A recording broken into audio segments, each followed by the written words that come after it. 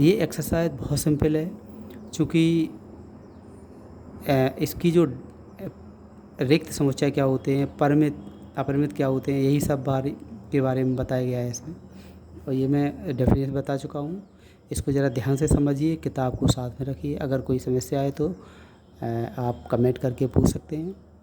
बशर्ते एक बार ध्यान से समझिए तो समझ में आ जाएगा, सिंपल है। देखिए, क्या रिक्त समुच्चय के उदाहरण हैं? रिक्त समुच्चय, खाली समुच्चय कौन कौन से, बस ये पूछ रहा है वो।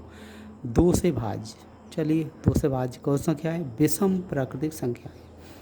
तो विषम प्राकृतिक संख्याएं कौन सी होती हैं? विषम संख्याएं कौन सी होती हैं? सीधा 1 3 5 7 ऐसे करके होती हैं। तो इसमें क्या दो से भाज्य कोई संख्या होती है? नहीं होती है, इसलिए ये समुच्चय कैसा हो गया? रिक्त समुच्चय। और इसको क्या लिख सकती हैं? फाई। फाई ही रिक्त समुच्चय होता है। फाई कह दें या क्या कह दें इसको, इसको ऐसे ब्रैकेट लगा दें, ये भी फाई रहेगा। तो ये कैसा समुच्चय है? रिक्त समुच्चय है। दूसरा इसमें दे रखा है सम अभाज्य संख्याओं का समुच्चय। अभाज्य संख्याएं कौन सी होती हैं? अभाज्य संख्याएं जो 2 3 5 7 ऐसे करके सुगौन, ये संख्याएं अभाज्य संख्या होती हैं। तो सम संख्या भी होती है क्या? हाँ, दो संख्या ये ऐसी संख्या है जो सम भी है और अभाज्य भी है।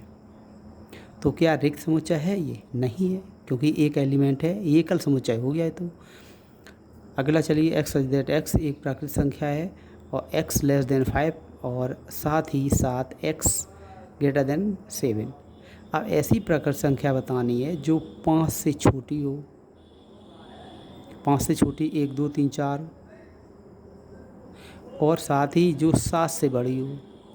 तो 7 से बड़ी 8 9 10 11 12 ऐसे। तो कोई ऐसी संख्या हो सकती है जो 5 से छोटी हो और 7 से बड़ी हो। एक कोई संख्या नहीं हो सकती, फिर तो ये अलग अलग संख्या हो जाएंगी। और ऐसी कोई प्राकृतिक संख्या नहीं है जो इन दोनों को फॉलो कर रहा हो। इसलिए ये समुच्चय कैसा हो गया? रिक्त समुच्चय हो गया। चौथा दे रखा है वाई सच दैट वाई किन्हीं भी दो समांतर रेखाओं का ओवरनिष्ठ बिंदु। दो समांतर रेखाएं, दो समांतर रेखाएं ऐसी तो होती हैं। एक रेखा ये हो गई, एक रेखा L1 L2। इसमें कोई उभयनिष्ठ बिंदु होता है क्या? मतलब क्रॉस हो तभी तो उभयनिष्ठ होगा। तो क्रॉस तो है नहीं, इसका मतलब कोई उभयनिष्ठ बिंदु नहीं होगा। मतलब ये कैसी संख्या हो गई? ये जो समुच्चय हो गया वो फाई हो गया। प्रश्न नंबर 2, निम्न समुच्चय में परिमित और अपरिमित छांटिए। परिमित और अपरिमित मैं समझा चुका हूँ। वर्ष के महीनों का समुच्चय निश्चित होते हैं, 12 होते हैं, निश्चित है, परिमित है। बस 1 2 3 4 ये सो ऑन, मतलब बहुत सारी संख्याएं। ये इसका कोई कितनी संख्या, आप 1000 कहेंगे मैं 1001 कह दूंगा। आप 1 लाख कहेंगे मैं एक और बढ़ा दूंगा। आप 1 खरब कहेंगे तो मैं एक और बढ़ा दूंगा, 10 बढ़ा दूंगा। कितनी बढ़ा सकती हैं? कुल मिला के इन संख्याओं को नहीं गिना जा सकता, इसलिए अपरिमेय संख्या है, अपरिमेय समुच्चय है ये। इस तरह 1 से लेकर 100 तक, 100 तक दे रखे हैं। ये इनको गिना जा सकता है, लिखा भी जा सकता है, इसलिए ये परिमेय समुच्चय है। अच्छा, अब उसने दे रखा है 100 से बड़ी धन पूर्णांकों का समुच्चय। तो 100 से बड़ी कितनी 100 से 1 1 से 2 1 से 3 1 से 4 ऐसी कितनी? फिर वही काम हो गया। इतनी सारी संख्याएं हैं कि हम इनको गिन नहीं सकते हैं। जितना आप बोलेंगे उसमें आप फिर ऐड कर देंगे, जितना कोई बोले उसमें फिर कितनी बड़ी संख्या उसमें ऐड कर देंगे तो वो और आगे वाली संख्या हो जाएगी। इसलिए उसका किसी संख्या को लास्ट संख्या नहीं बोल सकते, अनंत होती हैं, उनको गिना नहीं जा सकता, इसलिए ये अपरिमित समुच्चय है। 99 से छोटे अभाज्य पूर्णांकों का समुच्चय। 99 से छोटे अभाज्य पूर्णांक कितने हो सकते हैं? 2 3 5, मतलब 99 तक, 99 से जो भी होगा 97 तक जो भी होगा उनको गिना जा सकता है, लिखा जा सकता है, इसलिए ये परिमित समुच्चय है। अच्छा, अब उसने दे रखा है प्रश्न नंबर 3, निम्न समुच्चय में कौन से परिमित और कौन से अपरिमित हैं? ये भी बहुत सिंपल है। देखो, पहला दे रखा है एक्स अक्ष के समांतर और रेखाओं का समुच्चय। अब ये एक्स अक्ष है, इसके समांतर ये आगे पीछे इधर भी हो सकता है, एक्स अक्ष के समांतर इधर भी तो हो सकती हैं रेखाएं, ऐसी सारी बहुत सारी रेखाएं हो सकती हैं। ये कितनी हो सकती हैं, कहाँ हो सकती हैं, अनंत हो सकती हैं, मतलब इनको हम गिन नहीं सकते, इसलिए इसको अपरिमित समुच्चय कहते हैं। दूसरा उसने दे रखा है वर्णमाला, अंग्रेजी वर्णमाला के अक्षरों का समुच्चय। अरे निश्चित है 26 अक्षर हैं भाई, परिमित हो गए, निश्चित गिनती है ये। उस रेखाओं का समुच्चय जो 5 के गुणज हैं, तो 5 के गुणज कितने हो सकती हैं, 5, 10, 15, कहाँ तक लेंगे, 1 लाख, 2 लाख, अरब खरब, कितना लेंगे, उतने 5 जोड़ते जाओ, 5 जोड़ते जाओ, तो ये संख्याएं को नहीं गिना जा सकता, इसलिए अपरिमेय समुच्चय है।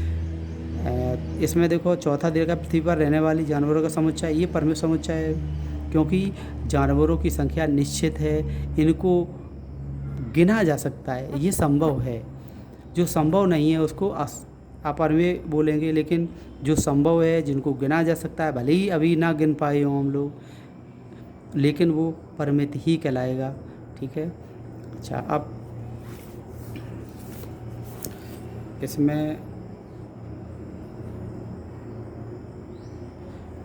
जो ये 5 इसका दे रखा है, थर्ड का फार, मूल बिंदु 0,0 से जाने वाली वृत्तों का समुच्चय अपरिमेय समुच्चय है। क्यों? अगर ये 0,0 पॉइंट है, इसमें 1 सर्किल, 2 सर्किल, 3 सर्किल, कितना बनाएंगे, सारी पृथ्वी भी बना सकते, क्या पृथ्वी से आगे भी बना सकते हैं, अनंत में कहीं बना सकते हैं, इसलिए इतने सर्किल बन सकते हैं कि ये इसको हम अनंत या अपरिमेय समुच्चय कहेंगे। फोर्थ क्वेश्चन दे रखा, क्या ए बराबर बी है या नहीं है? बहुत बहुत सिंपल है। ए बराबर ए बी सी डी और बी बराबर डी सी बी ए, ये बराबर हैं। क्यों बराबर हैं? भले ही इधर उधर हों, एलिमेंट देखते हैं, क्या इसके एलिमेंट इसके एलिमेंट में दोनों मिल रहे हैं, मिल रहे हैं। ए बी सी डी इसमें भी है, ए बी सी डी इसमें भी है, इसका मतलब ये दोनों ए और बी बराबर हैं। इसी प्रकार दूसरा वाला ए बराबर उसने दे रखा है 4, 8, 12, 16 और बी बराबर दे रखा है 8, 4, 16, 18। अब 18 इसमें नहीं है तो बराबर नहीं है। अच्छा, ए बराबर इसमें 2 से 10 तक जो सम संख्याएँ वो दे रखी हैं, और बी में सम संख्या दे रखी है लेकिन 10 से 10 तक दे रखी है, तो बात तो वही हो गई। 10 से छोटी 10 तक जो सम संख्याएं होती हैं, इस रूप में लिखा है, इस बार एक सेट बिल्डर रूप में लिख दिया, एक रोस्टर रूप में लिख दिया, और दोनों देखो अगर इसको निकालोगे 10 से छोटी सम संख्याएं तो 2, 4, 6 यही आएंगी, तो बराबर है ना। ए बराबर, चौथे में ए बराबर दे रखा है एक्स दैट एक्स संख्या 10 का एक गुणज है, तो 10 के गुणज कितने हो सकती हैं? बहुत सारे हो सकते हैं, 10, 20, 30, 40 ऐसे। ए बराबर सो ऑन, और बी बराबर उसने 10, 15, 20 ऐसे करके दे रखा है, तो ये बराबर नहीं है, क्योंकि इसमें 15 नहीं आया, 25, 5 गुणांक नहीं आ रहे, इसमें आ रहे हैं लेकिन इसमें नहीं आ रहे, तो ये बराबर भी नहीं है। 5, क्या निम्न समुच्चय योग में समान है? फिर वही चीज़ पूछी है इसमें, ए बराबर 2, 3 और बी बराबर, ए और बी का देखना है कौन कौन बराबर हैं। एक्स सच दैट एक्स समीकरण x² + 5x + 6 = 0 एक हल है। इसको हल करना हम लोग बहुत पहले सीख ही चुके हैं, कक्षा 7, 8 से ही पढ़ाया जाता है। तो इसके गुणनखंड करेंगे तो ये क्या आएगा, इसके b बराबर -2 -3 आएगा। ये क्या दोनों बराबर हैं? a बराबर 2, 3 है और b बराबर -2 -3 है, बराबर नहीं है। फिर दूसरा दे रखा है a बराबर x शब्द, x शब्द फॉलो का एक अक्षर है, तो फॉलो का एक अक्षर है। अभी अब मैं कल ही इसको बता चुका हूँ। इसको अगर समुच्चय रूप में लिखेंगे तो उसको एक बार लिखना है, एक f, एक बार l लिखना है, एक बार o लिखना है, एक बार w। y बराबर उसने ये दे रखा है वल्फ, इसको भी लिखना है तो ऐसे ही एक बार लिखना है, उसने दिया ही है एक बार। इनको दोनों को देखते हैं तो समान ये अवयव हैं, इसलिए a बराबर b। 6 में देखो, ये 6 में उसने a b c d e f g और h ये सारे दे रखे हैं, और पूछे कौन कौन से बराबर हैं, तो देखो a और b बराबर नहीं होंगे, क्योंकि यहाँ 12 है, यहाँ 12 नहीं है। इसमें देखो b इसमें बराबर नहीं है, देखो फिर देखिए d, ये d बराबर नहीं है, ये देखो बराबर दिख रहा है b, 1 2 3 4 5 1 2 3 4 हैं, और इसमें 1 2 3 4 हैं, तो b बराबर d। आगे देखिए -1 1 और इसमें 0 0, इसमें 0 1, इसमें -1 और 1 1 हाँ ये और है। ई बराबर -1 1 है, इसमें भी जी बराबर 1 और -1 है। तो ये दो इसमें एलिमेंट बराबर हैं, दो अवयव बराबर, बी बराबर डी और ई बराबर है। बच्चों मुझे लग रहा है समझ में आ गया होगा।